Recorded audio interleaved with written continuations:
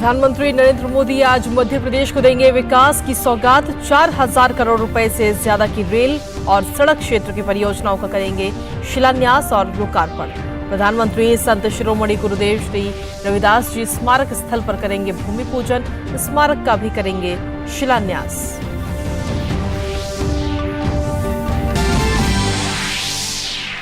प्रधानमंत्री नरेंद्र मोदी ने video conferencing के माध्यम से पश्चिम बंगाल में आयोजित क्षेत्रीय पंचायती राज परिषद को किया संबोधित। विपक्ष को घेरते हुए कहा, ये लोग अविश्वास प्रस्ताव पर वोटिंग से डरे, हमने संसद में उनके अविश्वास प्रस्ताव को हराया। मणिपुर मुद्दे पर सदन में विपक्ष पर चर्चा से भागने का भी लगाया आरोप। ममता सरकार को निशाने पर लेते हुए बताया, बंगाल में है तोलाबाजों की फौज।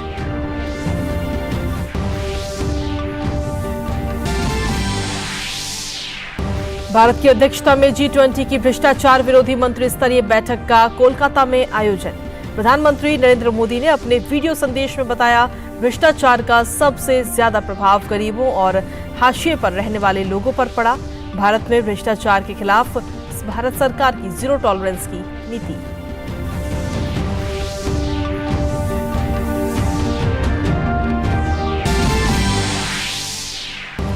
केंद्रीय गृह मंत्री अमित शाह गुजरात के दौरे पर गांधीधाम में इफ्को नैनो डीएपी प्लांट का किया शिलान्यास। कच्छ में बीएसएफ के मोरिंग प्लेस के शिलान्यास के साथ साथ विभिन्न परियोजनाओं का भी करेंगे ई लोकार्पण। भुज जेल के कैदियों के साथ अमृत महोत्सव संबंधी कार्यक्रम फ्रीडम एट 75 में होंगे शामिल।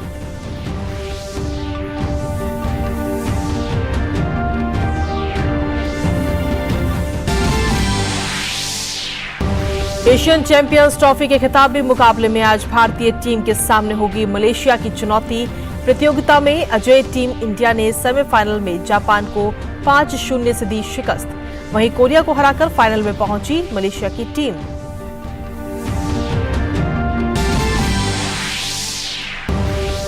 और भारत और वेस्टइंडीज के बीच आज फ्लोरिडा में खेला जाएगा 5 मैचों की T20 सीरीज का चौथा मुकाबला।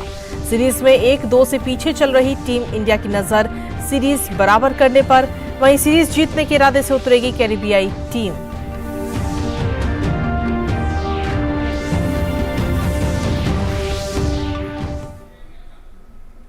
नमस्कार, स्वागत है आप सभी का। डीडी न्यूज देख रहे हैं आप और मैं हूं आपके साथ कृतिका। प्रधानमंत्री नरेंद्र मोदी आज मध्य प्रदेश का दौरा करेंगे, जहां वो सागर में संत शिरोमणि गुरुदेव श्री रविदास जी स्मारक स्थल पर भूमि पूजन करेंगे और श्री रविदास जी स्मारक का शिलान्यास करेंगे। प्रधानमंत्री इस दौरान कई विकास परियोजनाओं की भी सौगात प्रदेशवासियों को देंगे। मध्य प्रदेश की सांस्कृतिक ऐतिहासिक नगरी सागर सज धज कर तैयार है अपने जननायक प्रधानमंत्री नरेंद्र मोदी के स्वागत के लिए, जहां वो शनिवार 12 अगस्त को संत शिरोमणि गुरुदेव श्री रविदास जी स्मारक स्थल पर भव्य मंदिर निर्माण के लिए भूमि पूजन करेंगे। सागर के बड़तुमा में यहीं पर प्रधानमंत्री नरेंद्र मोदी मध्य प्रदेश के सबसे बड़े संत रविदास के मंदिर के लिए भूमि पूजन करेंगे। ये कैसा मंदिर होगा जो सामाजिक समरसता का संदेश देगा। ये कैसा मंदिर होगा जो कि सौहार्द का संदेश पूरे देश और दुनिया को देगा।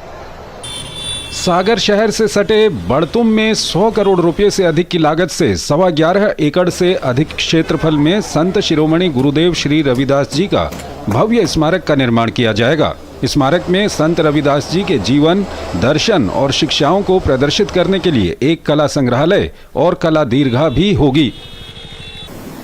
संत शिरोमणि रविदास जी के जो स्मारक का निर्माण किया जा रहा है लगभग 101 करोड़ रुपए की राशि से, उसके भूमि पूजन कार्यक्रम के लिए माननीय प्रधानमंत्री जी का आगमन सागर जिले में हो रहा है। जो कार्यक्रम की रूपरेखा है उसमें माननीय प्रधानमंत्री जी का आगमन पहले बड़तुमा में होगा, जहां पर कि मंदिर का निर्माण किया जा रहा है और मंदिर की भूमि पर मंदिर का भूमि पूजन शिलान्यास माननीय प्रधानमंत्री जी के कर कमलों द्वारा किया जाएगा।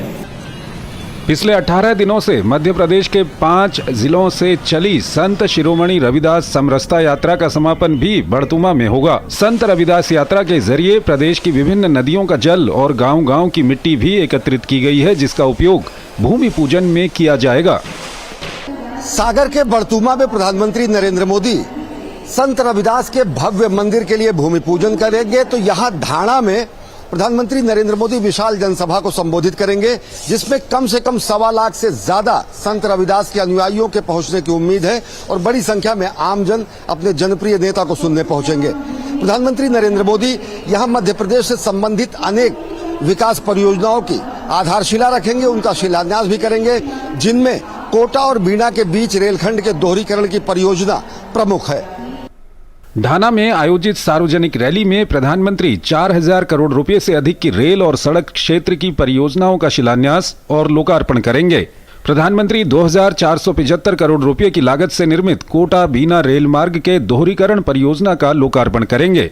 प्रधानमंत्री 1,580 करोड़ रुपए से अधिक की लागत से निर्मित की जाने वाली 2 सड़क परियोजनाओं की आधारशिला भी रखेंगे। इनमें मोरीकोरी विदिशा हिनोतिया को जोड़ने वाली 4 लेन की सड़क परियोजना और हिनोतिया को मेहलुआ से जोड़ने वाली सड़क परियोजना शामिल है।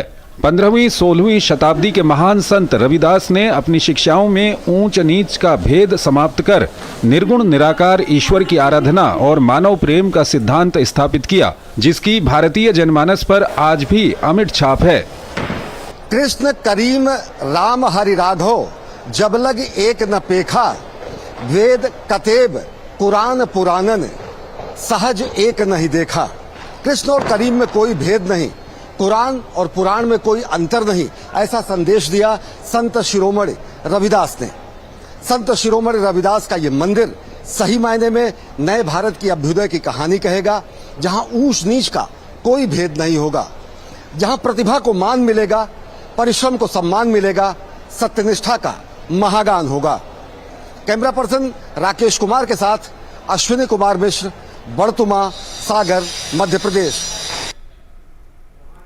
वहीं भारतीय जनता पार्टी पश्चिम बंगाल के हावड़ा में क्षेत्रीय पंचायती राज परिषद का आयोजन कर रही है। इस आयोजन को प्रधानमंत्री नरेंद्र मोदी ने वीडियो कॉन्फ्रेंसिंग के जरिए संबोधित किया। अपने संबोधन में प्रधानमंत्री नरेंद्र मोदी ने कहा कि भारतीय जनता पार्टी के कार्यकर्ताओं से मिलने से मुझे हमेशा प्रेरणा मिलती है, नया उत्साह मिलता है।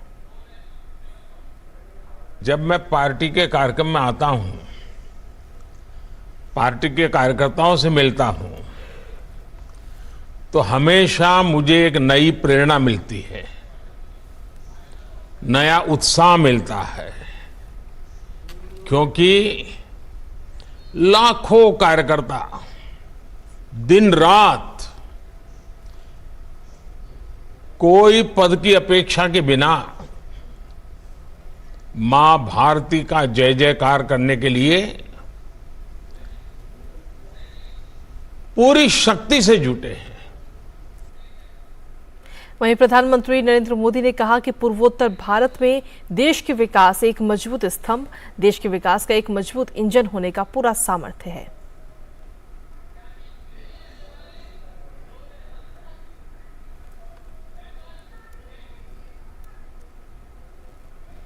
देश के विकास का एक मजबूत स्तंभ, देश के विकास का एक मजबूत इंजन, उसका पूरा पूरा सामर्थ्य हमारे पूर्वी भारत के क्षेत्र में है। वहां प्राकृतिक संसाधन भी भरमार है और वहां ऊर्जावान, तेजस्वी, ओजस्वी हमारे नागरिकों का भी एक बहुत बड़ा सामर्थ्य है। और इसी बीच चलिए सीधा रुख करते इस वक्त मध्य प्रदेश के सागर का, जहां पर प्रधानमंत्री आज पहुंचे हुए हैं और वहां की ये कुछ तस्वीरें आपको दिखा रहे हैं, जहां संत शिरोमणि गुरुदेव श्री रविदास जी स्मारक स्थल पर आज प्रधानमंत्री भूमि पूजन करते हुए नजर आएंगे और रविदास जी स्मारक का शिलान्यास भी करेंगे। ये तस्वीरें इस वक्त आपको दिखा रहे हैं भूमि पूजन के कार्यक्रम की। तो मध्य प्रदेश के सागर में ये पूरा कार्यक्रम, आपको बता दें कि आज प्रधानमंत्री नरेंद्र मोदी मध्य प्रदेश के सागर का दौरा कर रहे हैं और आज जो सांस्कृतिक ऐतिहासिक नगरी है वो भी सज धज कर तैयार है। प्रधानमंत्री आज कई विकास परियोजनाओं की सौगात भी प्रदेशवासियों को देंगे। तो भूमि पूजन का ये पूरा कार्यक्रम संत शिरोमणि गुरुदेव श्री रविदास जी स्मारक स्थल पर भूमि पूजन प्रधानमंत्री ने किया। ये उस दौरान की ये तस्वीरें आपको दिखा रहे हैं। साथ ही श्री रविदास जी स्मारक का शिलान्यास भी पीएम करेंगे। तो भूमि पूजन की ये वो तस्वीरें आपको दिखा रहे हैं। प्रधानमंत्री ने स्मारक स्थल पर भी भूमि पूजन किया है। स्मारक स्थल का शिलान्यास प्रधानमंत्री नरेंद्र मोदी ने किया। संत शिरोमणि गुरुदेव श्री रविदास जी स्मारक स्थल पर भूमि पूजन और स्मारक स्थल का शिलान्यास। और ताज़ा अपडेट देने के लिए संवाददाता अश्विनी मिश्रा इस वक्त हमारे साथ जुड़ गए फोन लाइन पर। अश्विनी, क्या कुछ ताज़ा अपडेट है? प्रधानमंत्री की तरफ से इस पूरे कार्यक्रम में शामिल हुए पीएम और इस दौरान उन्होंने श्री रविदास जी स्मारक स्थल पर भूमि पूजन भी किया। उसकी ये तस्वीरें भी हम अपने दर्शकों को दिखा रहे हैं। अश्विनी। कृतिका, आज बेहद ऐतिहासिक क्षण सागर के लिए, मध्य प्रदेश के लिए, पूरे देश के लिए। प्रधानमंत्री नरेंद्र मोदी सागर से सटे बड़तुमा में पहुंचे। उनकी अगवानी की मुख्यमंत्री शिवराज सिंह चौहान ने और साथ ही साथ राज्यपाल मध्य प्रदेश के मौजूद थे। केंद्रीय सामाजिक अधिकारिता मंत्री डॉक्टर वीरेंद्र कुमार मौजूद थे। और पंचशिला पूजन के बाद बाकायदा प्रधानमंत्री नरेंद्र मोदी ने विधिवत पूजा अर्चना की और भूमि पूजन किया संत शिरोमणि रविदास जी के भावी भव्य मंदिर के निर्माण के लिए। बड़ी संख्या में यहाँ पर रैदासी समुदाय के संत महात्मा यहाँ पर मौजूद थे और साथ ही साथ बड़ी संख्या में गणमान्य व्यक्ति मौजूद थे। और पंचशिला पूजन के बाद गणमान्य व्यक्तियों की मौजूदगी में और माँ भारती की वंदना करते हुए प्रधानमंत्री नरेंद्र मोदी ने सामाजिक समरसता का संदेश देने वाले संत शिरोमणि रविदास के भव्य मंदिर की पूजा अर्चना की। अगर इस मंदिर की बात करें तो ये मंदिर तकरीबन 11 एकड़ से ज्यादा बड़े क्षेत्र में बनाया जाएगा और 101 करोड़ रुपए से ज्यादा मंदिर के निर्माण में लागत आएगी।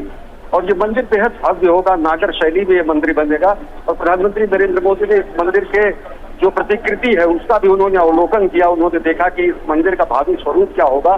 नागर शैली में बना ये मंदिर देश के प्रमुख मंदिरों में माना जाएगा।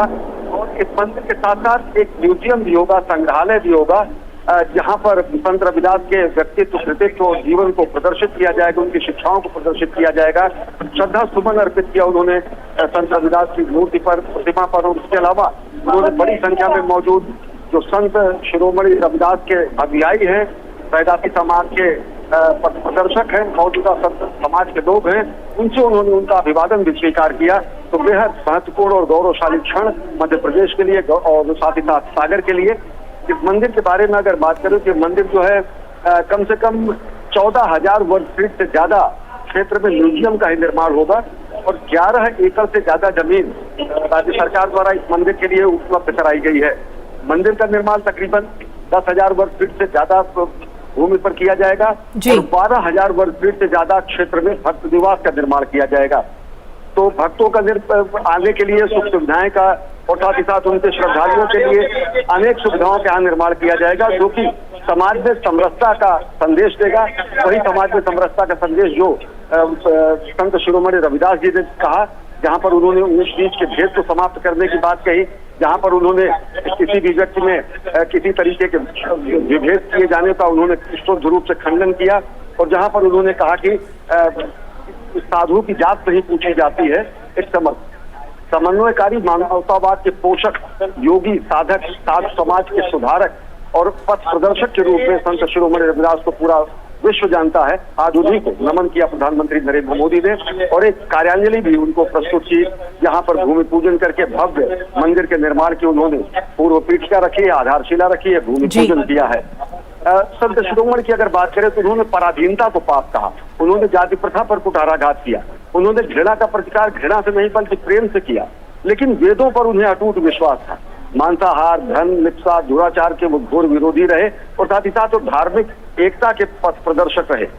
उन्होंने कहा कि जन्म जाति न पूछिए, का जात अरुपात, रैदास पूत सब प्रभु के, कोई नहीं जाति कुजात। सब ईश्वर की संतान है और ईश्वर की संतान में किसी तरीके का भेद करना ये मानव जनित भेद है, ये सृष्टि जनित भेद नहीं है, ईश्वर का भेद नहीं है। और आज इन्हीं सब सिद्धांतों को अपने मन में रखते हुए प्रधानमंत्री नरेंद्र मोदी अगर देखें तो राष्ट्र निर्माण कर रहे हैं।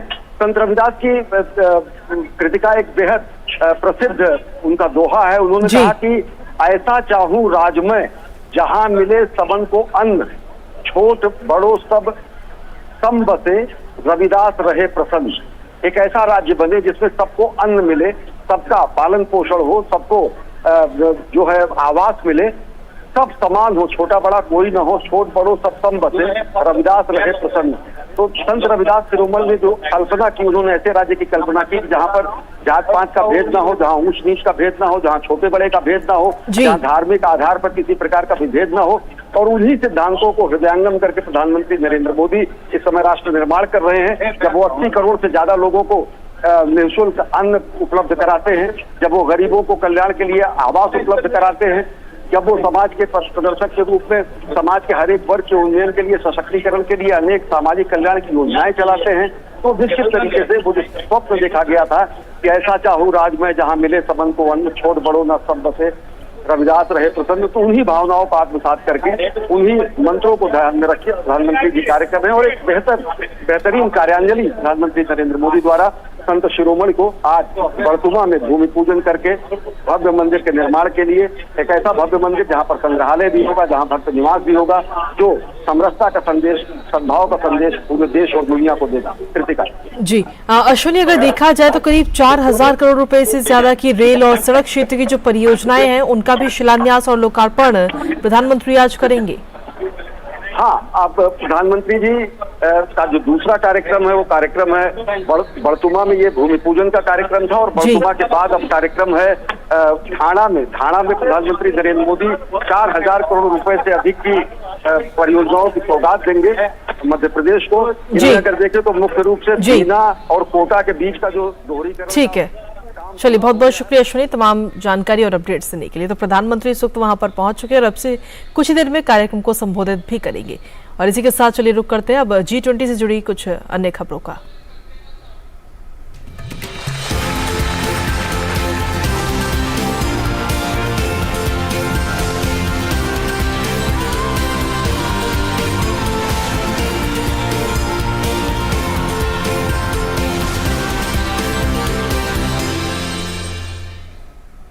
दरअसल भारत की G20 अध्यक्षता के तहत भ्रष्टाचार विरोधी मंत्री स्तरीय बैठक आज कोलकाता में आयोजित हो रही है। और इस बैठक में प्रधानमंत्री नरेंद्र मोदी ने अपने वीडियो संदेश में कहा कि भ्रष्टाचार का सबसे ज्यादा प्रभाव गरीबों और हाशिए पर रहने वाले लोगों पर पड़ता है।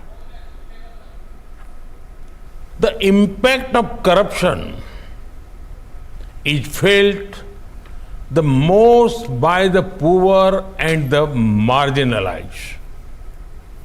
It affects resource utilization. It distorts markets. It impacts service delivery, and ultimately it diminishes people's quality of life. In the Arthashastra,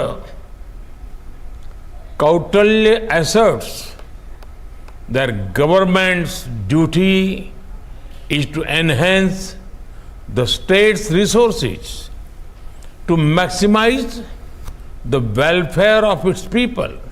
Achieving this goal requires combating corruption, and that is why fighting corruption is our sacred duty to our people.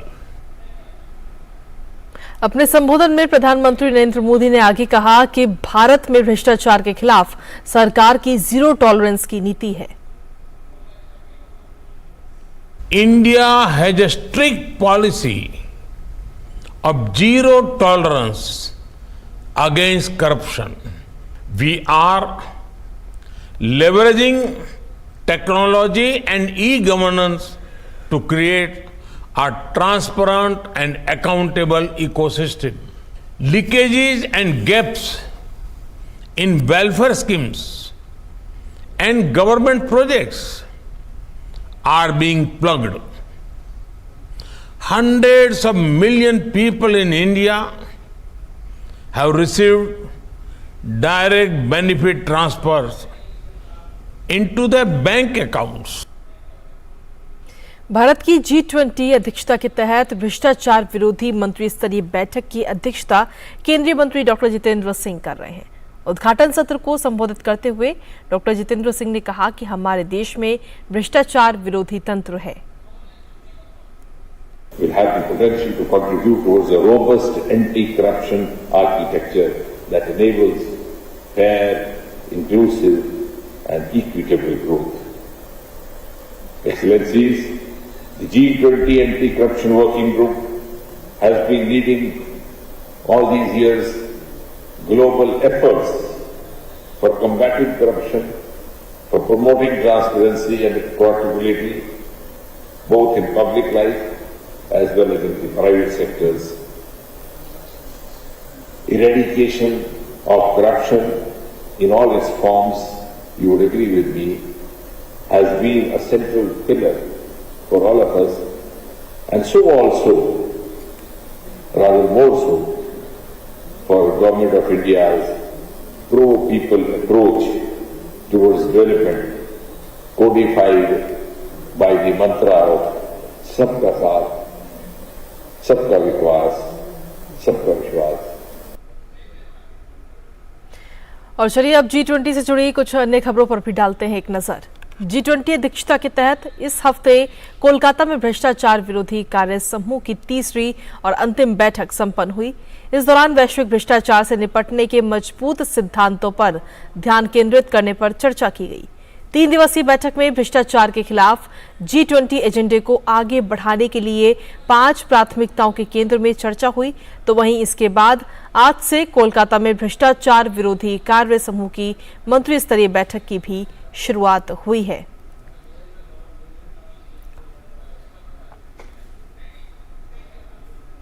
और इसी बीच चलिए सुनते हैं रविशंकर प्रसाद क्या कुछ कह रहे हैं। सत्ता पक्ष का काम है अपना काम करना, विपक्ष को अपनी बात कहनी चाहिए और ये भी जरूरी है कि विपक्ष को सत्ता पक्ष की बात सुननी भी चाहिए। ऐसा तो नहीं चलेगा ना, विपक्ष सदन को रोकेंगे, मेजें थपथपाएंगे, स्पीकर के पास आकर हल्ला करेंगे, प्ले कार्ड्स लगाएंगे, बोलने नहीं देंगे और फिर कहेंगे हमें बोलने नहीं दिया था। There can be no hypocrisy and double standard in parliamentary conduct. Adhir Ranjan Chaudhary के लिए थोड़ा मुझे रिकॉल करना जरूरी है। मणिपुर के मामले पर पहले माननीय राजनाथ जी ने पब्लिकली हाउस में कहा, फिर माननीय अमित शाह जी ने कहा कि हम बहस को तैयार हैं। बहस में कोई सीमा का मियाद नहीं होगा। यही बात उन्होंने दिल्ली के कानून में राज्यसभा में कही, आप बहस कर लीजिए। तो नहीं, प्रधानमंत्री को बुलाओ, प्रधानमंत्री को बुलाओ। जब प्रधानमंत्री आए, अपनी बात कही, तो उनको सुनेंगे नहीं आप? तो आप दूसरे को सुनेंगे नहीं, प्रधानमंत्री को बोलने में टोका टोकी करेंगे तो फिर वॉकआउट कर देंगे और कहेंगे कि हमें बोलने नहीं दिया।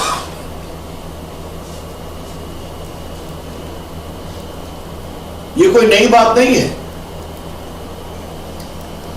पिछले सत्र में आप याद करिए, राष्ट्रपति जी के, माननीय राष्ट्रपति जी के भाषण के बाद जो धन्यवाद का प्रस्ताव होता है, इसमें 2 घंटे इन लोगों ने माननीय नरेंद्र मोदी जी को राज्यसभा में बोलने नहीं दिया। याद है ना? इंटरप्ट करते रहे कांग्रेस के लोग, उनके बड़े नेता। ये हाल यहां भी कर रहे हैं। तो फिर मैं कहता हूं, आप प्रधानमंत्री को बुलाएंगे, आप नो कॉन्फ्रेंस की नोटिस देंगे, आप उनको बोलने में व्यवधान करेंगे और उत्तर के समय चले जाएंगे।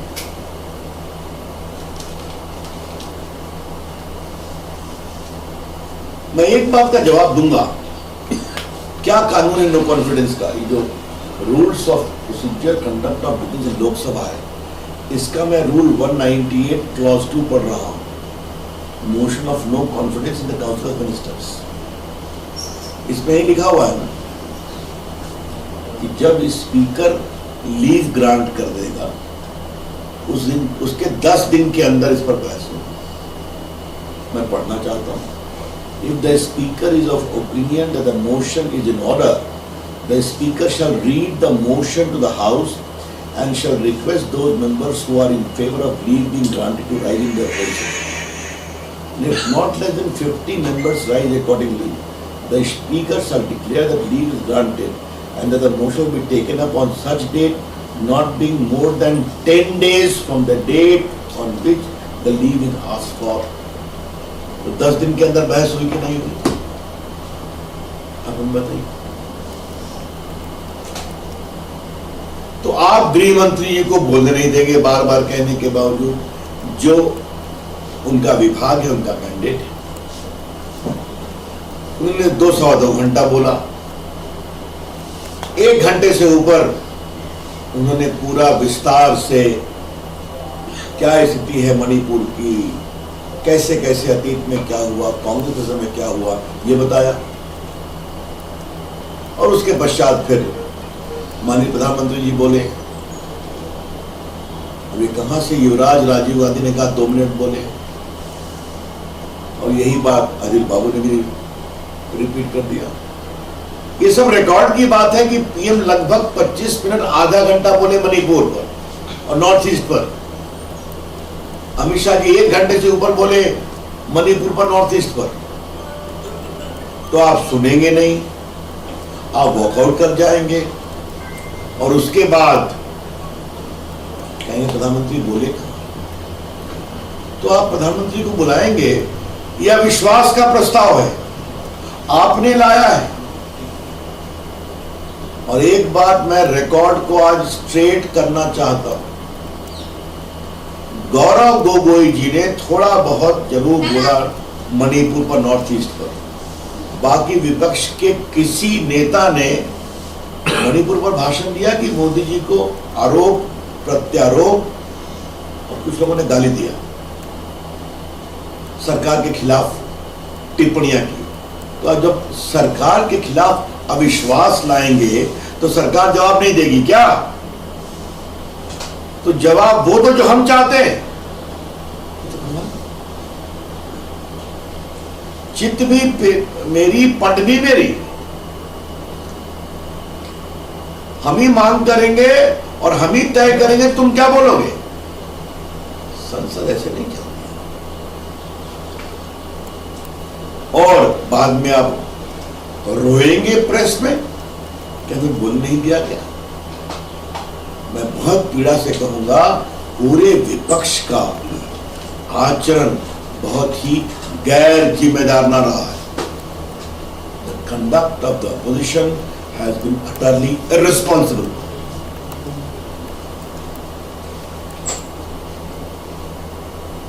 अधीर बाबू तो अधीर बाबू हैं। राहुल गांधी क्या बोले? क्या बोले राहुल गांधी कल? फिर कहा कि भारत माता की हत्या हो रही है। अभी 2 समुदायों के बीच तनाव है, बहुत तनाव है। आपका भाषण उकसाने वाला था 2 समुदायों के बीच। मैं उनके आक्रामक शब्दों को रिपीट नहीं कर सकता। और क्या कहा? सेना 2 दिन में ठीक कर देगी। तो राहुल गांधी क्या अपेक्षा करता है? सेना गोली मारे भारतीयों को जहां तनाव है, वहां सौहार्द फैलाए, वहां दिलों को जोड़ने की कोशिश की जाए। तनाव है, सच्चाई है, और आज से नहीं, उसके ऐतिहासिक कारण है, आप भी जानते हैं। और कांग्रेस के समय कितने लोग मारे गए, माननीय अमित शाह जी ने विस्तार से कह दिया। तो राहुल गांधी न देश समझते हैं, न देश की राजनीति समझते हैं। जैसे उनकी दादी जी ने बम फोड़ा एजॉल में, वैसे ही किया जाते हैं करना क्या। नहीं होगा। ये लोकतांत्रिक देश है और राहुल गांधी की पूरी सोच में लोकतांत्रिक सोच है ही नहीं। राहुल गांधी कृपा करके भारत माता की हत्या की बात अब मत करें। एक बार आपके पुरखों ने भारत का विभाजन करा दिया है, अब नहीं होगा। अब देश मजबूत है और हम लोग मजबूत हैं। राहुल गांधी ऐसी शर्मिंदगी भरी। और इसी भी सीधा रुख करते हैं इस वक्त मध्य प्रदेश के सागर का, जहां प्रधानमंत्री नरेंद्र मोदी इस वक्त कार्यक्रम स्थल पर पहुंच चुके हैं और अब से कुछ ही देर में जनता को भी संबोधित वहां पर करेंगे। ये सीधी तस्वीरें इस वक्त आपको दिखा रहे हैं मध्य प्रदेश के सागर की, जहां पर में प्रयत्नशील अपने राष्ट्र नेता को हम कोटि कोटि प्रणाम करते हैं।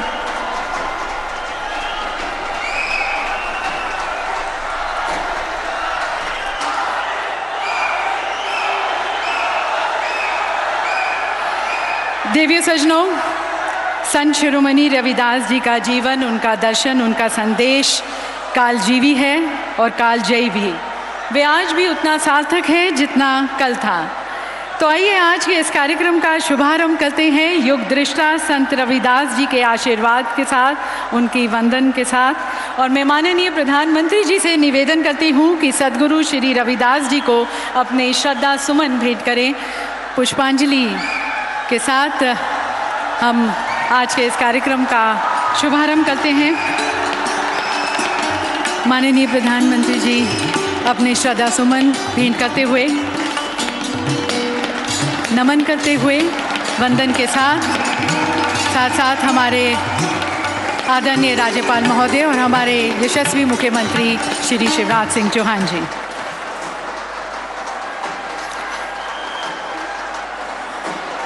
देवी सज्जनों, आज बुंदेलखंड की ये भूमि चहक रही है, महक रही है, प्रफुल्लित महसूस कर रही है, क्योंकि कभी जिस धरती पर मध्य युग की धन साधना के लोकनायक गुरु रविदास जी चले थे, इस धरती को उन्होंने चरण स्पर्श किया था, नतमस्तक किया था।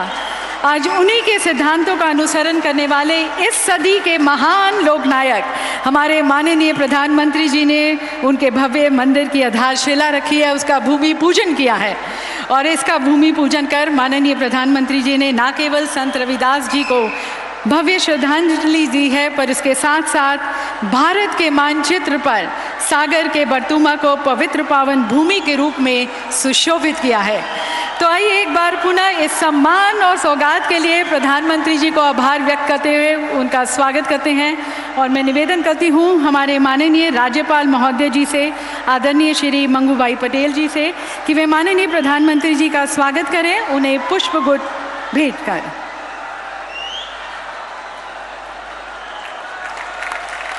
बहुत बहुत धन्यवाद, आभार माननीय प्रधानमंत्री जी हमें यह सौगात देने का। और अब मैं हमारे यशस्वी मुख्यमंत्री श्री शिवराज सिंह चौहान जी से भी निवेदन करती हूँ कि वे प्रधानमंत्री जी का हम सभी की तरफ से, बुंदेलखंड के सभी लोगों की तरफ से उनका स्वागत करें पुष्पगुच्छ भेंट कर। और साथ साथ आज के इस ऐतिहासिक अवसर पर एक विशेष स्मृति चिन्ह भेंट कर प्रधानमंत्री जी को आभार व्यक्त करते हैं। माननीय मुख्यमंत्री जी से मैं निवेदन करती हूँ कि संत रविदास जी मंदिर और कला संग्रहालय का मॉडल वे प्रधानमंत्री जी को भेंट करें। अभी अभी जैसा कि आपने अपने स्क्रीन पर भी देखा, माननीय प्रधानमंत्री जी ने इसका भूमि पूजन किया। हम सभी बुंदेलवासियों को एक सौगात, एक भेंट दी। हमारे परम पूजनीय संत शिरोमणि रविदास जी को मान सम्मान, भव्य श्रद्धांजलि। और अब मैं मुख्यमंत्री जी से निवेदन करती हूँ कि संत रविदास जी की एक पुस्तक प्रधानमंत्री जी को भेंट करें, संत रविदास की जीवनी एवं पदावली।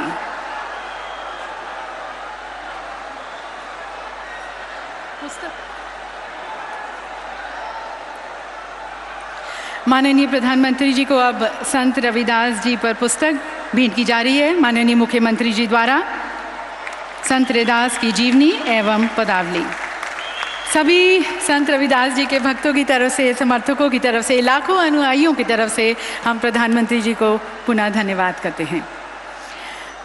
देवी सज्जनों, माननीय मुख्यमंत्री जी के दृष्टिकोण और नेतृत्व ने लगातार हमारे समाज में, मध्य प्रदेश में एकता, सांप्रदायिक सद्भाव और आध्यात्मिक मूल्यों को बढ़ावा देने पर जोर दिया है। अनेक हितग्राही मूलक योजनाओं को लागू किया है। तो आज के इस ऐतिहासिक अवसर पर आप सभी के नेता, हमारे यशस्वी मुख्यमंत्री श्री शिवराज सिंह चौहान जी को मैं आप सभी की तालियों के बीच आमंत्रित करती हूं उनके स्वागत संबोधन के लिए।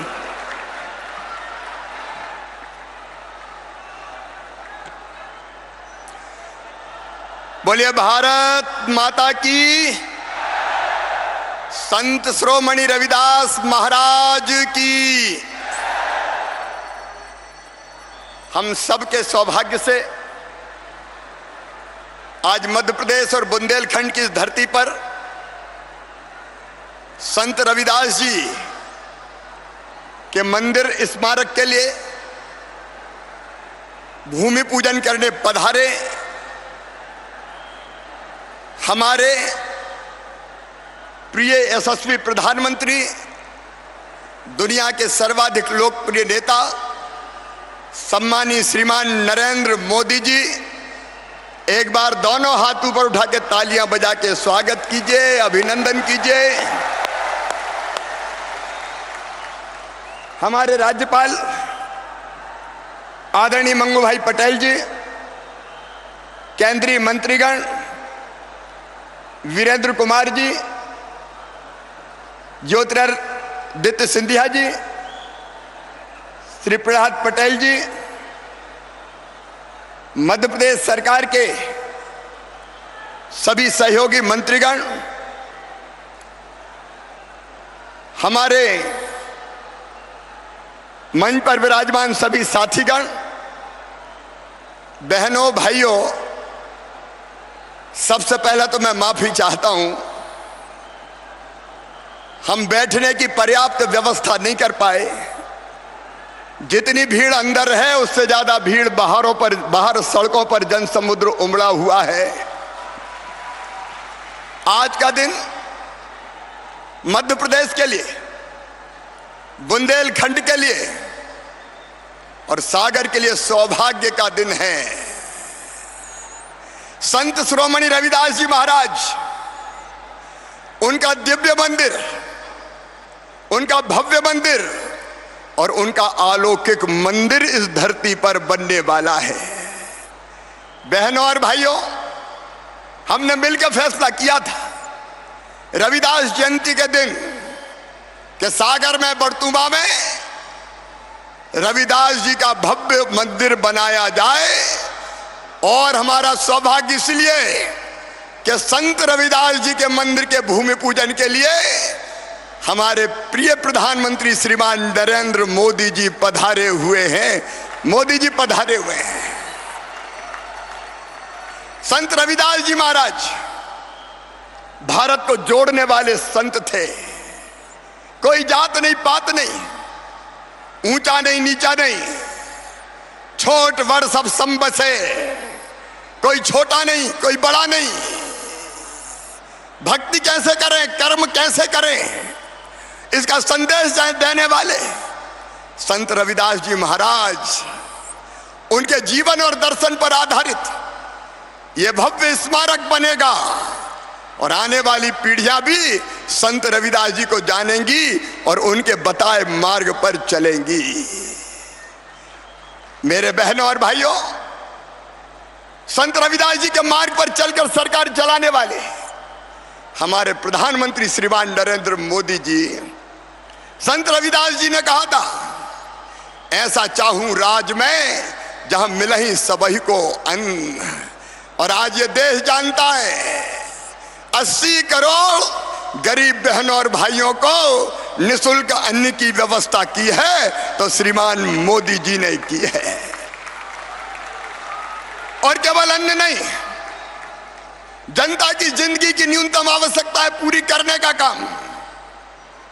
प्रधानमंत्री आवास में गरीबों को मकान, उज्ज्वला रसोई गैस कनेक्शन, शौचालय बना के बहनों को सम्मान देने का काम, आयुष्मान भारत योजना बना के गरीबों का इलाज कराना और वैक्सीन कोविड में बना के वैक्सीन लगा के 200 करोड़ भारतीयों की 140 करोड़ भारतीयों की जान बचाने का काम प्रधानमंत्री नरेंद्र मोदी जी ने किया है।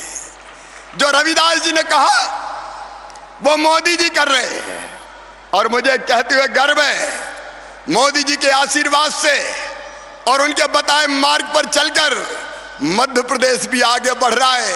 हमें गर्व है यह कहते हुए कि 1,30,00,000 लोग गरीबी से मध्य प्रदेश में भी बाहर निकले हैं प्रधानमंत्री जी के आशीर्वाद के कारण।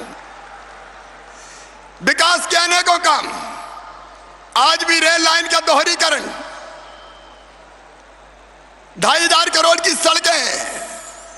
लेकिन और मैं प्रसन्नता का समाचार आपको दे रहा हूं, इसका लोकार्पण तो आज होगा, लेकिन बुंदेलखंड वासियों, प्रधानमंत्री जी ने ऐसे फैसले किए जो बुंदेलखंड की तस्वीर भी बदलेंगे और यहां की जनता की तकदीर भी बदल देंगे।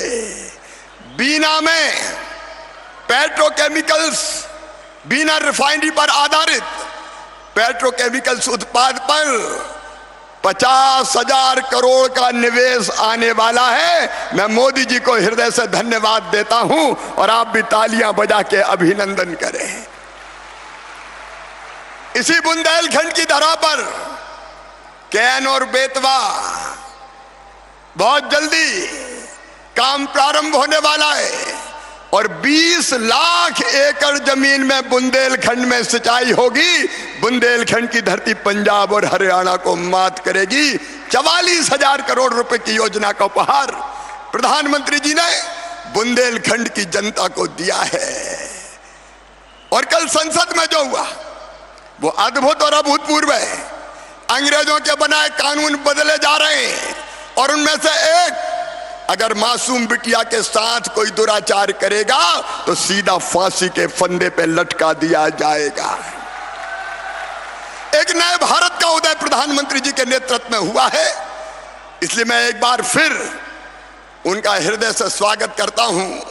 लेकिन आप प्रधानमंत्री जी से आग्रह कीजिए कि बुंदेलखंड का यह आखिरी कार्यक्रम नहीं है। बीना रिफाइनरी पर आधारित पेट्रोकेमिकल उत्पाद का जब उसका शुभारंभ होगा तब भी माननीय प्रधानमंत्री जी पधारे, ताली बजा के आह्वान कीजिए। कैन बेतवा के शिलान्यास के लिए भी प्रधानमंत्री जी पधारे और प्रभु जी तुम चंदन हम पानी जाके अंग अंग बास समानी। एक बार फिर प्रभु जी तुम स्वामी हम दासा, ऐसी भक्ति कर ही रह दासा। संत शिरोमणि रविदास जी महाराज के चरणों में प्रणाम करते हुए जल्दी ये भव्य मंदिर हमें मिलेगा जो बुंदेलखंड की प्रतिष्ठा को और बढ़ाएगा और उनकी कृपा हम पर बरसेगी। इन्हीं शब्दों के साथ बहुत बहुत धन्यवाद। मेरी माटी मेरा देश और हर घर तिरंगा फहराने का अभियान जो आह्वान प्रधानमंत्री जी ने कहा है, हम भी मध्य प्रदेश में हर घर तिरंगा फहराएंगे। बोलिए सब फहराएंगे। मेरे साथ बोलिए भारत माता की। बहुत बहुत धन्यवाद। बहुत बहुत धन्यवाद माननीय मुख्यमंत्री जी। यकीनन माननीय प्रधानमंत्री जी के नेतृत्व में एक स्वर्णिम मध्य प्रदेश, एक प्रगतिशील समाज का हम निर्माण कर सकेंगे।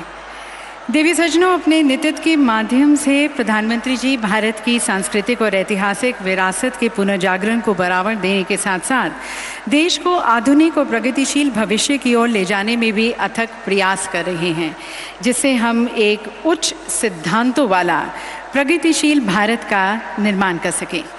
और इसी दिशा में आज लगभग 1,000 करोड़ रुपए की लागत के 47 किलोमीटर के मोरी कोरी विदिशा हिनौतिया पैकेज 1-4 लेन तथा हिनौतिया मेलुआ पैकेज 2 लेन सड़क परियोजना का शिलान्यास किया जाएगा। इसके साथ साथ आज बीना वासियों को भी एक सौगात मिल रही है, बीना से कोटा के मध्य रेल मार्ग का दोहरीकरण। तो मैं माननीय प्रधानमंत्री जी से निवेदन करती हूँ कि कृपया आप रिमोट का बटन दबाकर इस ट्रैक डबलिंग का लोकार्पण करें और इसके साथ साथ सड़क परियोजना का भी शिलान्यास करें।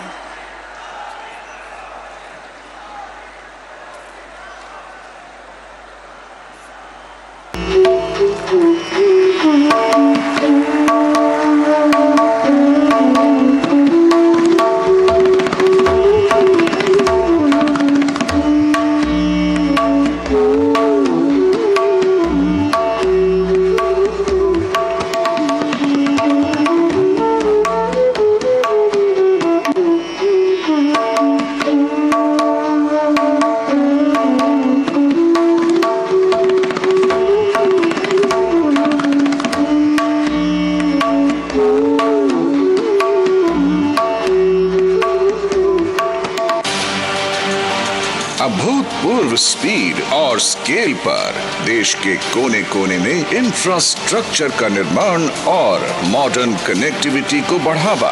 प्रधानमंत्री श्री नरेंद्र मोदी जी के नेतृत्व में 2014 से विकास की ये यात्रा दिन रात जारी है। इंफ्रास्ट्रक्चर यानी लोगों के जीवन में आसानी, इंफ्रास्ट्रक्चर यानी व्यापार कारोबार में आसानी, इंफ्रास्ट्रक्चर यानी रोजगार के लाखों नए अवसरों का निर्माण और इंफ्रास्ट्रक्चर यानी तेज विकास। तेजी से विकसित होने की ओर कदम बढ़ा रहे भारत की इस यात्रा का मध्य प्रदेश भी अहम भागीदार है, जहां कई इंफ्रास्ट्रक्चर परियोजनाएं पूरी हो चुकी हैं और कई पर तेजी से काम हो रहा है। इसी कड़ी में आज माननीय प्रधानमंत्री जी 4000 करोड़ रुपए से अधिक की लागत की 3 रेल और सड़क परियोजनाओं का लोकार्पण व शिलान्यास कर रहे हैं। आज लोकार्पण होने वाली परियोजना है 288 किलोमीटर बीना से कोटा रेल लाइन डबलिंग का कार्य। इससे राजस्थान और मध्य प्रदेश के थर्मल पावर प्लांट में कोयले की आपूर्ति तीव्र गति से होगी और लोगों को बिजली की निर्बाध आपूर्ति सुनिश्चित होगी। साथ ही शिलान्यास हो रहा है 4 लेन मोरी कोरी विदिशा हिनोतिया खंड सड़क के निर्माण कार्य का। इससे राजधानी भोपाल से सागर तक डायरेक्ट रोड कनेक्टिविटी होगी और यात्रा का समय लगभग 1 घंटा कम हो जाएगा। हिनोतिया मेहलुआ सड़क खंड के 2 लेन विद पेव्ड शोल्डर के निर्माण कार्य का भी शिलान्यास हो रहा है, जिससे भोपाल से अशोकनगर, चंदेरी एवं झांसी तक डायरेक्ट कनेक्टिविटी मिलेगी, जिससे इस रूट पर यात्रा करने वालों का समय बचेगा, सहूलियत बढ़ेगी। इन परियोजनाओं से क्षेत्र के सांस्कृतिक स्थलों जैसे उदयगिरी गुफाओं वाले मंदिरों, सांची के बौद्ध स्तूप तक पहुंच सुगम होगी। पर्यटन को बढ़ावा मिलेगा। यहाँ के fertiliser, petroleum, cement, electrical transformer, Chanderi silk जैसे उद्योग एवं जनजातीय कला को देश भर के बड़े बाजारों तक पहुंच मिलेगी और रोजगार के अवसर भी बढ़ेंगे। अमृत काल में डबल इंजन सरकार मध्य प्रदेश की सामाजिक आर्थिक समृद्धि और अनवरत सर्वस्पर्शी सर्वांगीण विकास के लिए पूरी तरह से प्रतिबद्ध है। तो देवी सज्जनों, इन दोनों परियोजनाओं के माध्यम से मध्य प्रदेश की विकास यात्रा को और अधिक गति मिलेगी, प्रगति मिलेगी। देवी सज्जनों, इसे आप एक सुखद संयोग ही कहेंगे कि संत रविदास जी की विचारकी का अनुसरण करने वाले हमारे माननीय प्रधानमंत्री जी संत रविदास जी की पवित्र पावन जन्मभूमि वाराणसी से सांसद भी हैं और उन्हीं की तरह सुधार और नव प्रवर्तन की भावना को केंद्र में लाते हुए प्रधानमंत्री जी ने गरीबों, किसानों, महिलाओं, अनुसूचित जाति, जनजाति एवं वंचित समाज को सशक्त बनाने के लिए भी अथक प्रयास किए हैं और इस मंदिर का निर्माण कर इस भूमि की सांस्कृतिक और ऐतिहासिक विरासत के पुनर्जागरण को बढ़ावा देने के साथ साथ सभी लोगों को उनका अधिकार देने, मानव धर्म को स्थापित करने और भारत को एक बार फिर से विश्व गुरु बनाने का एक पंत प्रधान का सपना, संकल्प और अपने 140 करोड़ के परिवारजन के साथ एक वादा है। तो हृदय की गहराइयों के साथ प्रधानमंत्री जी का पुनः शुक्रिया करते हुए, आभार व्यक्त करते हुए मैं प्रधानमंत्री जी से निवेदन करती हूँ, उन्हें आमंत्रित करती हूँ उनके अमृत वाचन के लिए।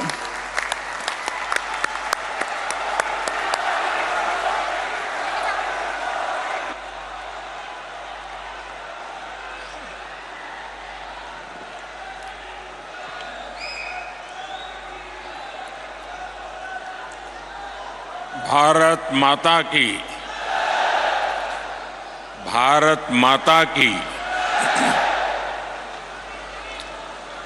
कार्यक्रम में उपस्थित मध्य प्रदेश के राज्यपाल श्रीमान मंगूभाई पटेल, मुख्यमंत्री श्रीमान शिवराज सिंह चौहान, केंद्रीय कैबिनेट के मेरे सहयोगी श्री वीरेंद्र खटीक जी, ज्योतिरादित्य सिंधिया जी, प्रहलाद पटेल जी, मध्य प्रदेश सरकार के मंत्रीगण, सभी सांसद, अलग अलग स्थानों से पधारे सभी पूज्य संतगण और विशाल संख्या में आए हुए मेरे प्यारे भाइयों और बहनों,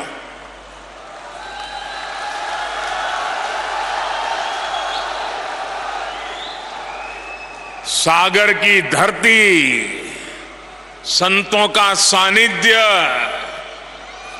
संत रविदास जी का आशीर्वाद और समाज के हर वर्ग से, हर कोने से इतनी बड़ी संख्या में आशीर्वाद देने के लिए आए हुए आप सब महानुभाव, आज सागर में समरसता का महासागर उमड़ा हुआ है।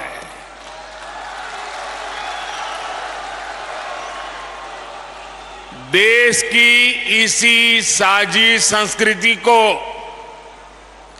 और समृद्ध करने के लिए आज यहां संत रविदास स्मारक एवं कला संग्रहालय की नींव पड़ी है।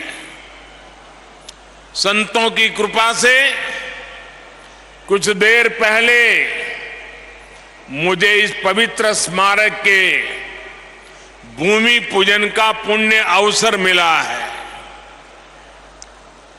और मैं काशी का सांसद हूं और इसलिए ये मेरे लिए दोहरी खुशी का अवसर है और पूज्य संत रविदास जी के आशीर्वाद से मैं विश्वास से कहता हूं कि आज मैंने शिलान्यास किया है, 1-1.5 साल के बाद मंदिर बन जाएगा तो लोकार्पण के लिए भी मैं जरूर आऊंगा। और संत रविदास जी मुझे यहां अगली बार आने का मौका देने ही वाले हैं। मुझे बनारस में संत रविदास जी की जन्मस्थली पर जाने का कई बार सौभाग्य मिला है और अब आज मैं यहां आप सबके सानिध्य में हूं। मैं आज सागर की इस धरती से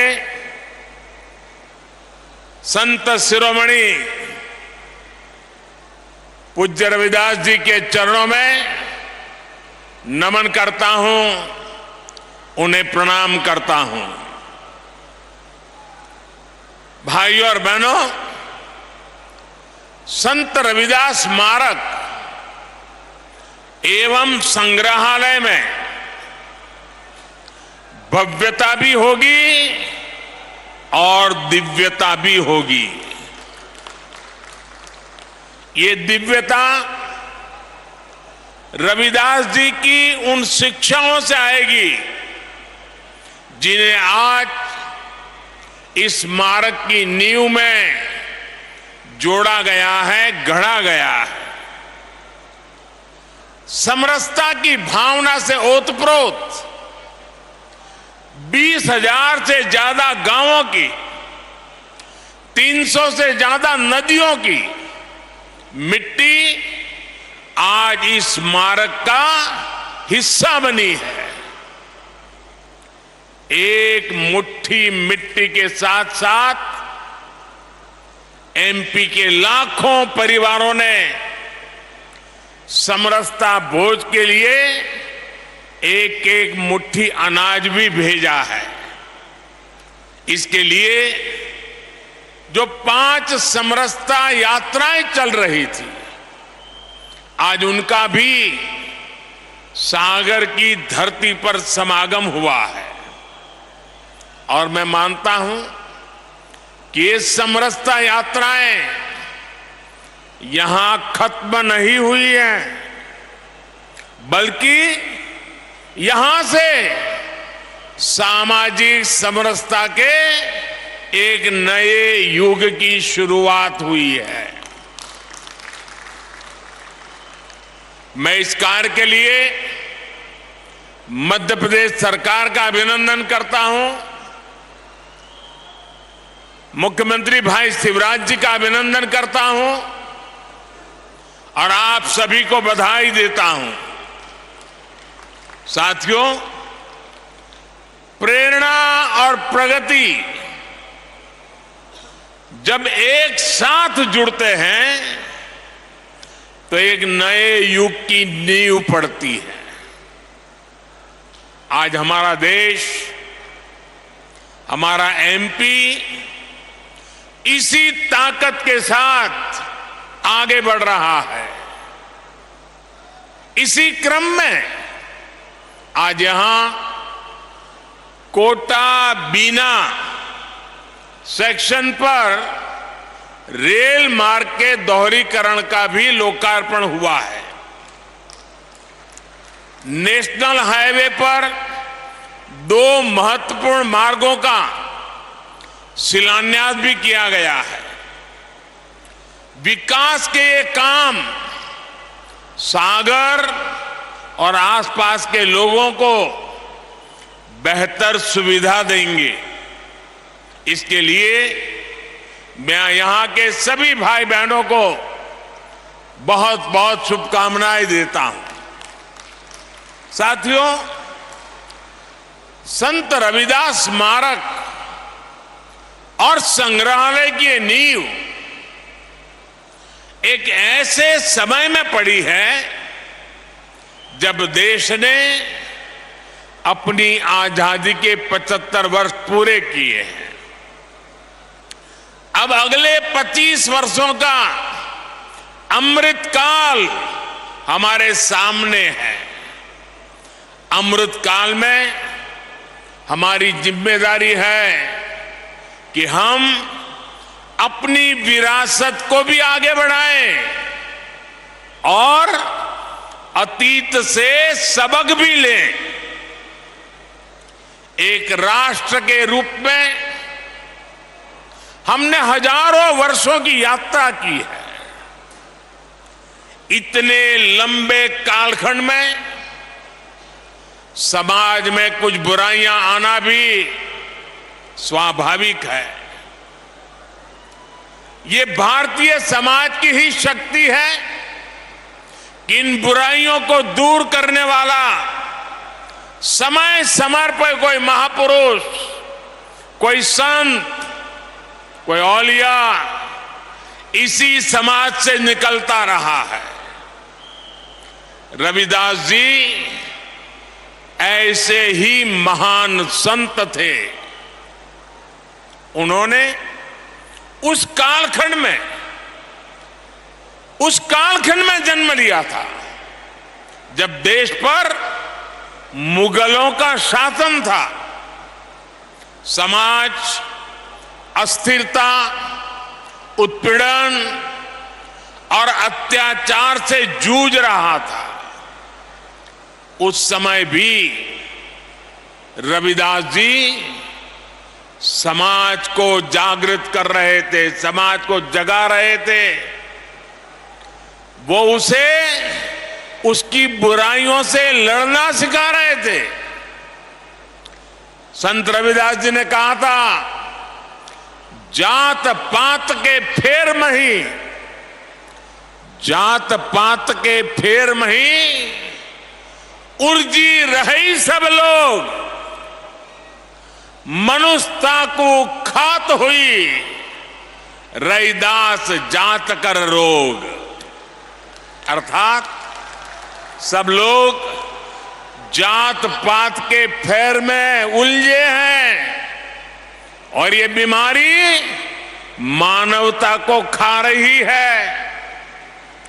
वो एक तरफ सामाजिक कुरीतियों के खिलाफ बोल रहे थे, तो दूसरी तरफ देश की आत्मा को झकझोर रहे थे। जब हमारी आस्थाओं पर हमले हो रहे थे, हमारी पहचान मिटाने के लिए हम पर पाबंदियां लगाई जा रही थी, तब रविदास जी ने कहा था, उस समय मुगलों के कालखंड में, ये हिम्मत देखिए, ये राष्ट्रभक्ति देखिए।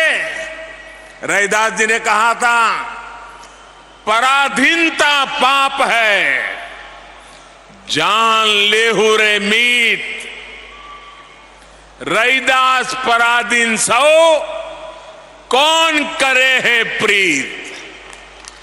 यानी पराधीनता सबसे बड़ा पाप है।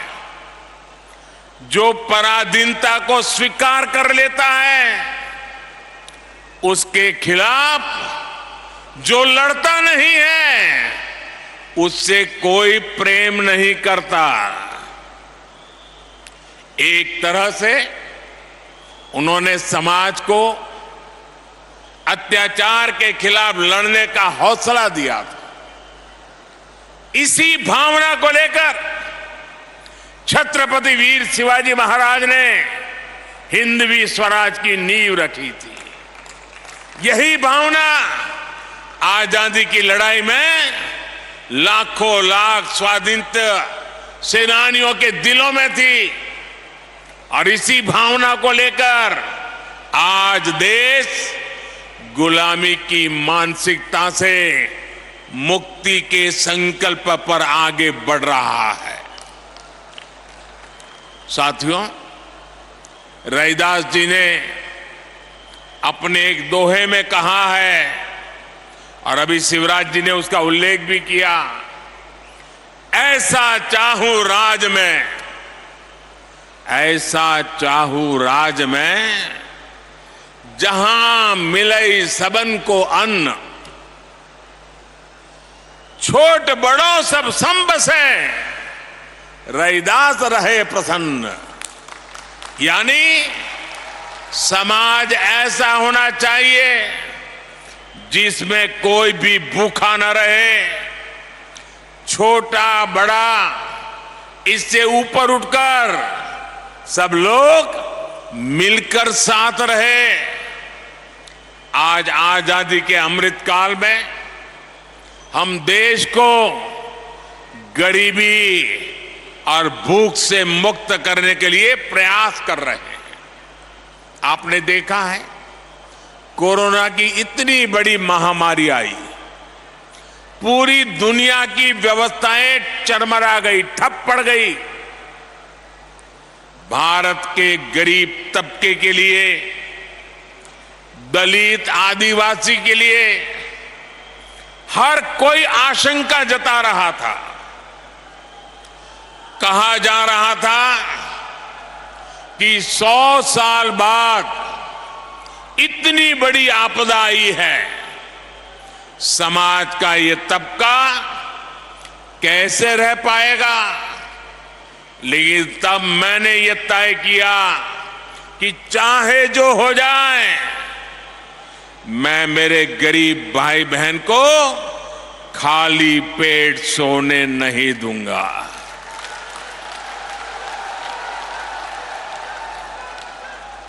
दोस्तों, मैं भली भांति जानता हूं कि भूखे रहने की तकलीफ क्या होती है। मैं जानता हूं कि गरीब का स्वाभिमान क्या होता है। मैं तो आपके ही परिवार का सदस्य हूं। आपका सुख दुख समझना मुझे किताबें नहीं ढूंढनी पड़ती। इसलिए हमने प्रधानमंत्री गरीब कल्याण अन्न योजना शुरू की। 80 करोड़ से ज्यादा लोगों को मुफ्त राशन सुनिश्चित किया। और आज देखिए, हमारे इन प्रयासों की तारीफ पूरी दुनिया में हो रही है। साथियों, आज देश गरीब कल्याण की जितनी भी बड़ी योजनाएं चला रहा है, उसका सबसे बड़ा लाभ दलित, पिछड़ा, आदिवासी समाज को ही हो रहा है।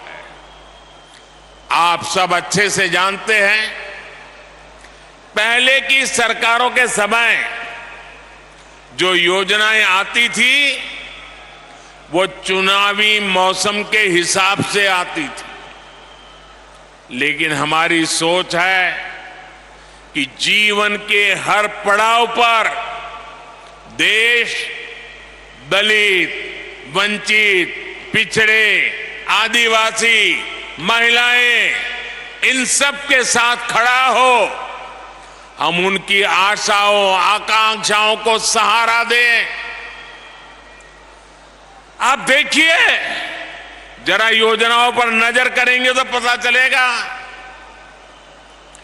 बच्चे के जन्म का समय होता है तो मातृ वंदना योजना के जरिए गर्भवती माता को 6,000 रुपये दिए जाते हैं ताकि मां बच्चा स्वस्थ रहे।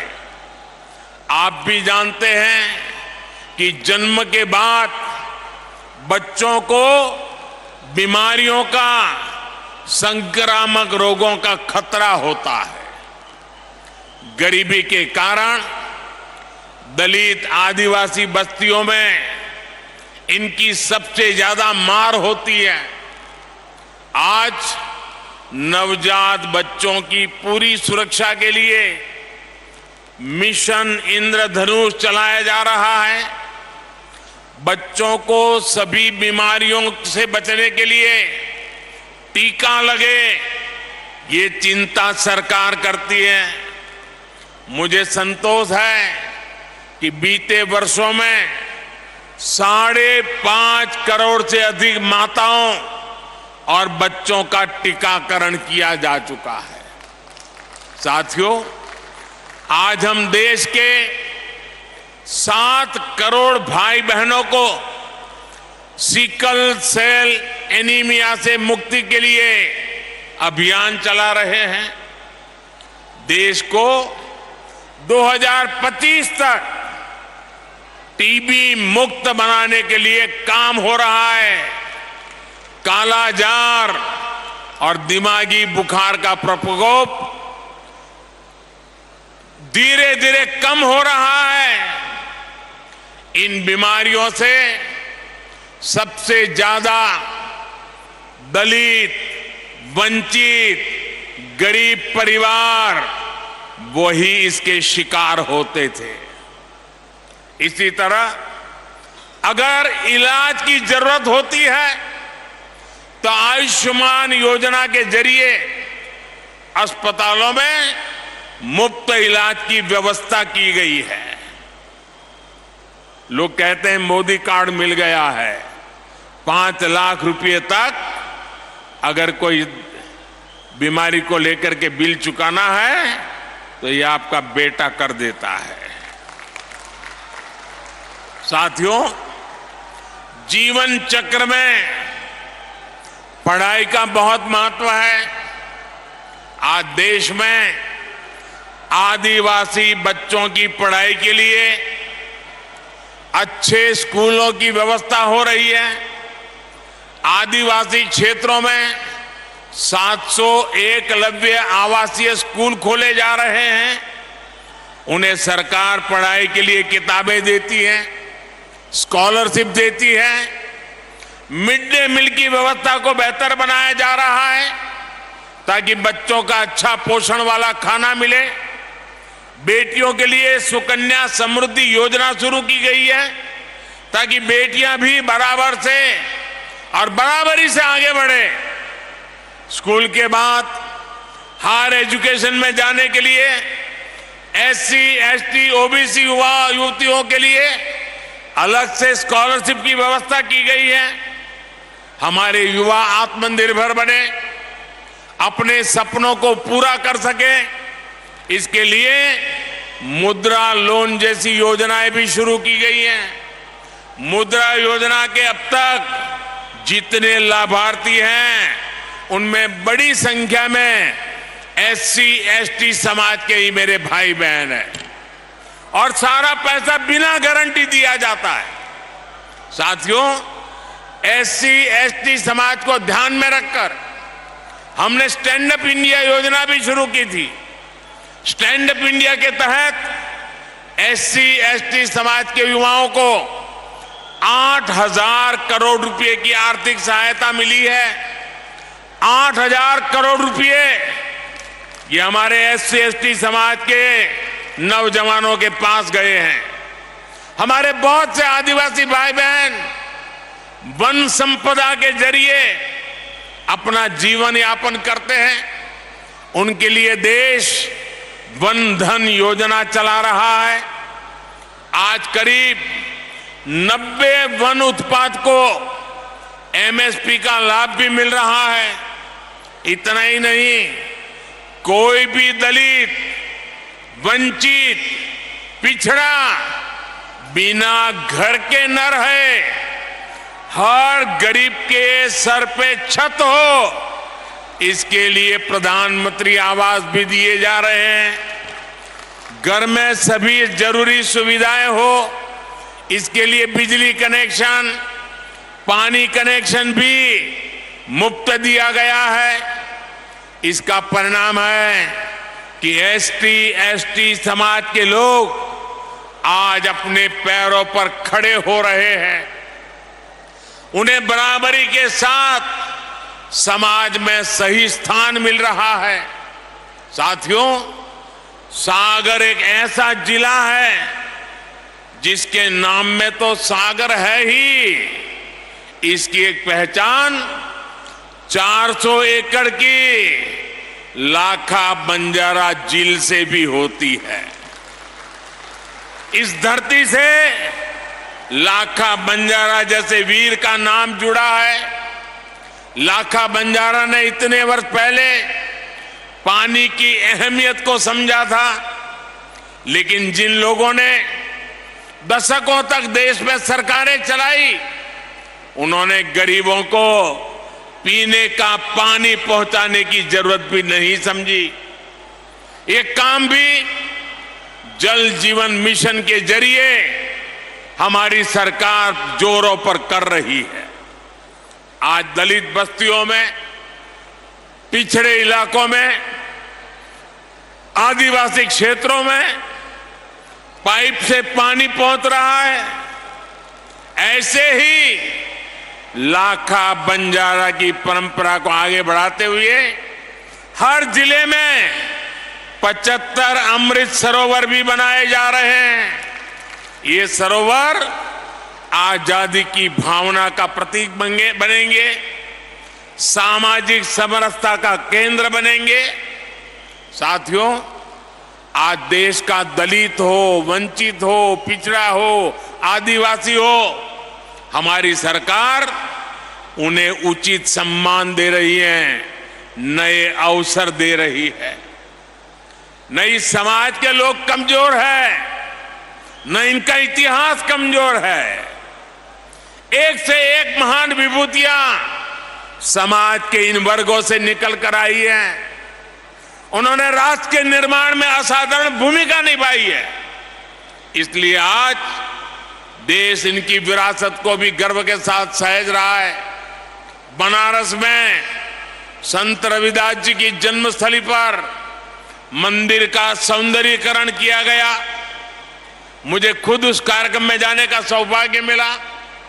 यहां भोपाल के गोविंदपुरा में जो ग्लोबल स्किल पार्क बन रहा है, उसका नाम भी संत रविदास के नाम पर रखा गया है।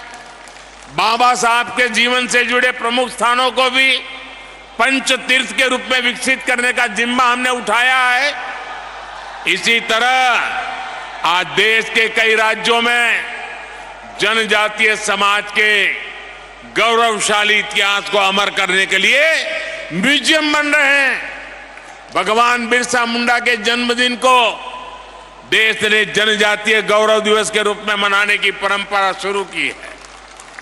मध्य प्रदेश में भी हबीबगंज रेलवे स्टेशन का नाम गौंड समाज की रानी कमलापति के नाम पर रखा गया है। पाताल पानी स्टेशन का नाम टंटिया मामा के नाम पर किया है। आज पहली बार देश में दलित, पिछड़ा और आदिवासी परंपरा को वो सम्मान मिल रहा है जिसके ये समाज के लोग हकदार थे।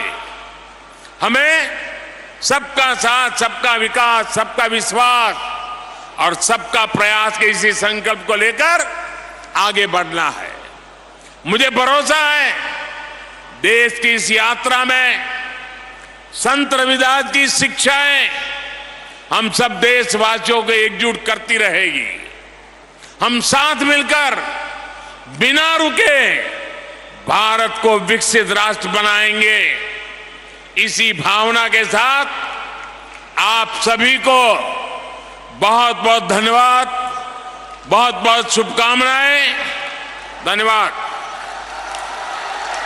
बहुत बहुत धन्यवाद माननीय प्रधानमंत्री जी। आपके संबोधन ने हमारे समृद्ध इतिहास का संज्ञान लेते हुए न केवल हमारी समृद्ध सांस्कृतिक विरासत को संरक्षित करने के महत्व को रेखांकित किया, बल्कि हमारे विविध समाज में एकता और समावेशिता को भी बढ़ावा देने की आवश्यकता पर जोर दिया। देवी सज्जनों, एक बार हाथ ऊपर कर माननीय प्रधानमंत्री जी का तालियों के साथ पुनः आभार व्यक्त करते हैं। बहुत बहुत धन्यवाद माननीय प्रधानमंत्री जी, आपके मार्गदर्शन के लिए, आपके संदेश के लिए और आपकी प्रेरणा के साथ हम एक न्याय संगत, एक एकजुट समाज और एक प्रगतिशील भारत के निर्माण कर सकेंगे। प्रधानमंत्री जी का बहुत बहुत धन्यवाद। मंचासीन सभी हमारे नेतागण का भी बहुत बहुत धन्यवाद। दिव्य सज्जनों, आप सभी। तो आप देख रहे थे मध्य प्रदेश से सीधा प्रसारण, जहां प्रधानमंत्री नरेंद्र मोदी ने आज मध्य प्रदेश वासियों को एक बड़ी सौगात दी है। प्रधानमंत्री नरेंद्र मोदी आज मध्य प्रदेश दौरे पर हैं, जहां बड़तूमा में उन्होंने गुरु रविदास जी की स्मारक और मंदिर पे भूमि पूजन किया और आधारशिला रखी। आपको बता दें कि 100 करोड़ की लागत पर बन रहा है ये एक बड़ा मंदिर, और इस अवसर पर मध्य प्रदेश के मुख्यमंत्री शिवराज सिंह चौहान और अन्य केंद्रीय और राज्य मंत्री शामिल रहे। प्रधानमंत्री नरेंद्र मोदी को सुनने के लिए एक बड़ी जनसभा थी, जहां उन्होंने संबोधित किया और आज उन्होंने 4000 करोड़ रुपए की रेल और सड़क परियोजना का भी शिलान्यास किया। तो मध्य प्रदेश वासियों को एक बड़ी सौगात आज मिली है। आपको बता दें कि मध्य प्रदेश में इस साल के अंत में विधानसभा चुनाव होने हैं और प्रधानमंत्री मोदी की 3 महीने में ये एक तीसरी यात्रा थी मध्य प्रदेश राज्य में। प्रधानमंत्री मोदी ने कहा कि देश में मुगल शासन में संत रविदास ने समाज कल्याण के लिए विशेष काम किया है। साथ ही प्रधानमंत्री मोदी ने कहा कि संत रविदास जी ने समाज में जाति और धर्म की जगह विकास और मानव कल्याण को सर्वोपरि माना। उन्होंने कहा कि जब देश पर पाबंदी लगाई जा रही थी, तब मुगलों से संत रविदास ने देश प्रेम के लिए जंग लड़ी थी। संत रविदास ने पराधीनता को सबसे बड़ा गुनाह माना था और देश की आजादी के लिए लड़ने के लिए प्रेरणा दी उन्होंने सबको। और संत रविदास के बारे में उन्होंने कहा कि ऐसी महान हस्तियों ने देश प्रेम और आजादी के लिए लोगों को हमेशा ही प्रेरित किया। संत रविदास जी ने उन्होंने कहा कि संत रविदास जी ने समाज में एकता और मानव कल्याण की वकालत भी की। प्रधानमंत्री मोदी ने कहा कि दुनिया में सबसे बड़ी महामारी में भारत सबके लिए एक आशा की किरण बन के आया और कोरोना में भी भारतीयों ने न केवल देश में बल्कि दुनिया में भी मदद की। और आपको बातें बताएं, बड़ी बातें मध्य प्रदेश दौरे की प्रधानमंत्री मोदी की, तो उन्होंने कहा कि गरीबों का दर्द हम सब जानते हैं और हम ये इसी वजह से गरीब कल्याण योजना भी लेकर आए हैं, जहां दलित आदिवासियों की मदद की जा रही है। आदिवासी बच्चों की पढ़ाई के लिए विशेष स्कूलों की व्यवस्था की गई है मध्य प्रदेश में, और बच्चों के लिए मिड डे मील की भी विशेष व्यवस्था की गई है मध्य प्रदेश में। प्रधानमंत्री मोदी ने आज सागर दौरे में ये बड़ी बातें कही। उन्होंने कहा कि युवाओं को रोजगार के लिए सरकार की मुद्रा योजना कारगर साबित हो रही है। उन्होंने कहा कि 8000 रुपए पिछड़े वर्ग के युवाओं के लिए सरकार ने योजनाओं के जरिए पहुंचाए हैं। और अब अन्य खबरों की बात करते हैं। G20 से जुड़ी खबरों पर एक नजर डाल लेते हैं। G20 अध्यक्षता के तहत इस हफ्ते कोलकाता में भ्रष्टाचार विरोधी कार्य समूह की तीसरी और अंतिम बैठक संपन्न हुई। इस दौरान वैश्विक भ्रष्टाचार से निपटने के मजबूत सिद्धांतों पर ध्यान केंद्रित करने पर चर्चा की गई। 3 दिवसीय बैठक में भ्रष्टाचार के खिलाफ G20 एजेंडे को आगे बढ़ाने के लिए 5 प्राथमिकताओं के केंद्र में चर्चा हुई। वहीं इसके बाद आज से कोलकाता में भ्रष्टाचार विरोधी कार्य समूह की मंत्री स्तरीय बैठक की शुरुआत हुई है। शुक्रवार को इंडिया हैबिटेट सेंटर दिल्ली में IHC G20 फिल्म फेस्टिवल की शुरुआत हुई। भारत के G20 शेरपा अमिताभ कांत ने फेस्टिवल का उद्घाटन किया। अपने उद्घाटन में संबोधन में G20 शेरपा अमिताभ कांत ने कहा कि बीते एक दशक में भारतीय सिनेमा बदलाव के दौर से गुजरा है, जो देश की प्रगति को दर्शाता है।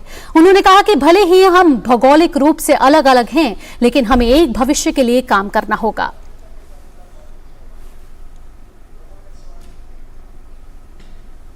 IHC फिल्म फेस्टिवल की शुरुआत भारत की ऑस्कर विजेता रही फिल्म RRR की स्क्रीनिंग के साथ हुई। IHC फिल्म फेस्टिवल में G20 सदस्य देशों की समृद्ध संस्कृति को उनके सिनेमा के जरिए प्रदर्शित किया जाएगा। G20 सदस्य देशों के 10 देशों के 5 प्रशंसित फीचर फिल्में, 1 एनीमे और 1 वृत्त चित्र और 8 लघु फिल्मों को शामिल किया गया है। केंद्रीय गृह मंत्री अमित शाह गुजरात के दौरे पर हैं। गृह मंत्री ने गांधीधाम में IFFCO nano DAP liquid plant का किया शिलान्यास। इस अवसर पर उन्होंने कहा कि इफ्को तरल DAP मल्टी डायमेंशनल फायदा देश को देने वाला है। इससे हमारी धरती मां रासायनों से संरक्षित होगी। तरल उर्वरक मल्टी डायमेंशनल फायदा देश के अर्थतंत्र और कृषि क्षेत्र को देने वाला है। नैनो यूरिया तरल से हमारी धरती माता संरक्षित होगी। इसके अंदर केमिकल का जहर नहीं घुलेगा।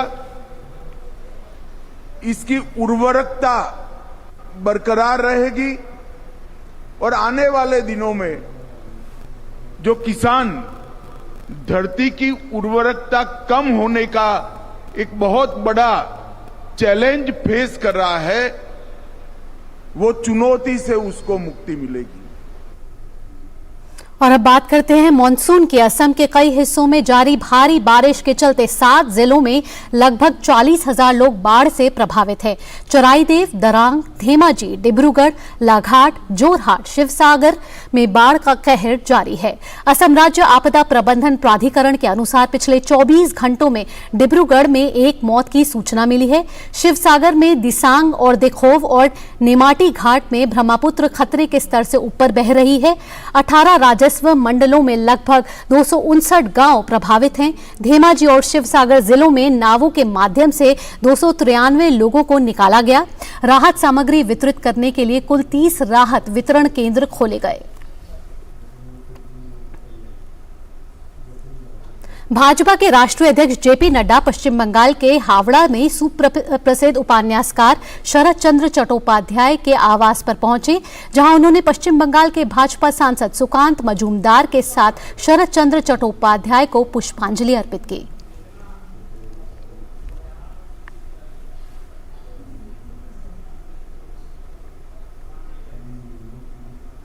और संस्कृति मंत्रालय के द्वारा आजादी का अमृत महोत्सव कार्यक्रम के तहत आगामी 13 से 15 अगस्त तक पूरे देश में हर घर तिरंगा अभियान चलाया जाएगा। इसमें लोगों को घरों पर झंडे फहराने के लिए प्रोत्साहित किया जाएगा। भारत सरकार के संस्कृति मंत्रालय के सचिव गोविंद मोहन ने बताया कि इस अभियान का उद्देश्य लोगों के दिलों में देशभक्ति की भावना पैदा करना और राष्ट्र के निर्माण में योगदान देने वालों को याद दिलाना है। अभियान 2023 में भी उसी भव्यता से और उसी प्रतिबद्धता से मनाने का हमारा स्वरूप है जो 2022 में हुआ था। सारी तैयारियां जो पिछले वर्ष की थी वो तैयारियां इस वर्ष भी हुई हैं। हमने कपड़ा मंत्रालय के माध्यम से सभी राज्यों को, सभी संघ प्रदेशों को झंडों की आपूर्ति सुनिश्चित की है और इस बार पोस्ट ऑफिसेज के माध्यम में पिछले वर्ष की 1 करोड़ की तुलना में लगभग 2.5 करोड़ तिरंगों को पोस्ट ऑफिस के सारे चैनल्स में हमने सप्लाई किया है, जिससे कि वहाँ जो लोग भी खरीदना चाहते हैं तिरंगे वो पोस्ट ऑफिस से खरीद सकें। और अब बढ़ते हैं अगली खबर की ओर। भारतीय प्रौद्योगिकी संस्थान दिल्ली में आज 54वें दीक्षांत समारोह का आयोजन किया गया। इस दौरान 2350 से अधिक छात्रों को डिग्री और डिप्लोमा प्रदान किए गए, जिनमें से 355 छात्रों को पीएचडी डिग्री प्रदान की गई। उत्कृष्ट प्रदर्शन करने वाले छात्रों को मेडल देकर सम्मानित किया गया।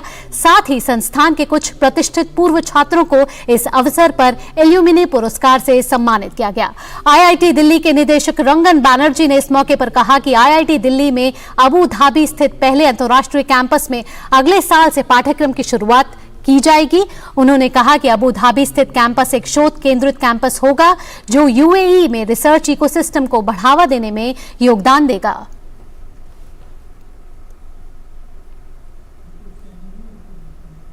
दिल्ली में स्वतंत्रता दिवस के अवसर पर 15 अगस्त को दिल्ली से होकर गुजरने वाली या दिल्ली पहुंचने वाली कई रेलगाड़ियों के मार्गों में परिवर्तन किया है। राजधानी में स्वतंत्रता दिवस के अवसर पर होने वाले समारोह की सुरक्षा को ध्यान में रखते हुए रेलवे ने 15 अगस्त को दिल्ली से होकर गुजरने वाली या दिल्ली पहुंचने वाली कई रेलगाड़ियों के मार्गों में परिवर्तन किया है। कई रेलगाड़ियों को अस्थायी तौर पर रद्द करने और कुछ रेलगाड़ियों को रोक कर चलाने का निर्णय भी लिया गया है।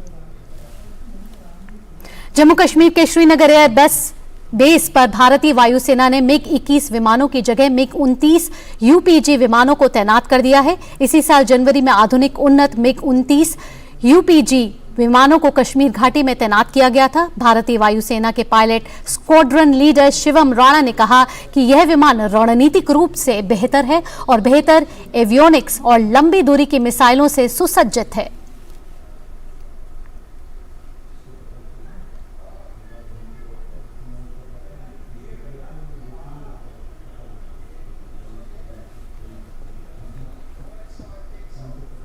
F-29 is a versatile multi-role combat aircraft. Its capability includes the night vision capable cockpit, as well as it has increased fuel capacity, including the air-to-air refueling.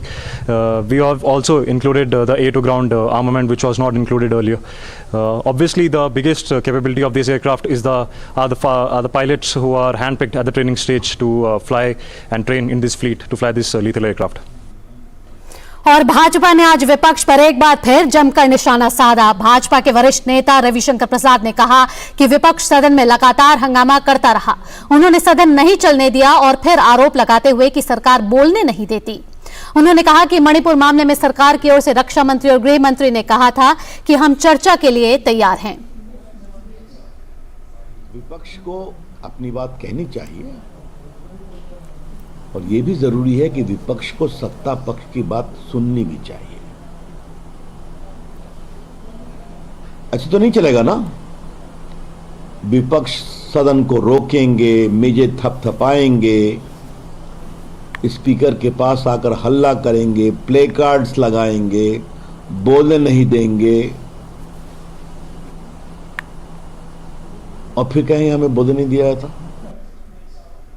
Manipur के मामले पर पहले माननीय राजनाथ जी ने पब्लिकली हाउस में कहा, फिर माननीय अमित शाह जी ने कहा कि हम बहस को तैयार हैं। बहस में कोई सीमा का मियाद नहीं होगा। यही बात उन्होंने दिल्ली के कानून में राज्यसभा में कही, आप बहस कर लीजिए। तो नहीं, प्रधानमंत्री को बुलाओ, प्रधानमंत्री को बुलाओ। जब प्रधानमंत्री आए, अपनी बात कही, तो उनको सुनेंगे नहीं आप। तो आप दूसरे को सुनेंगे नहीं, प्रधानमंत्री को बोलने में टोका टोकी करेंगे और फिर वॉकआउट कर जाएंगे और कहेंगे कि हमें बोलने नहीं दिया जाता। और फिलहाल इस बुलेटिन में इतना ही। डीडी न्यूज पर खबरों और कार्यक्रमों का सिलसिला जारी रहेगा। आप जुड़े रहिए डीडी न्यूज के साथ। नमस्कार।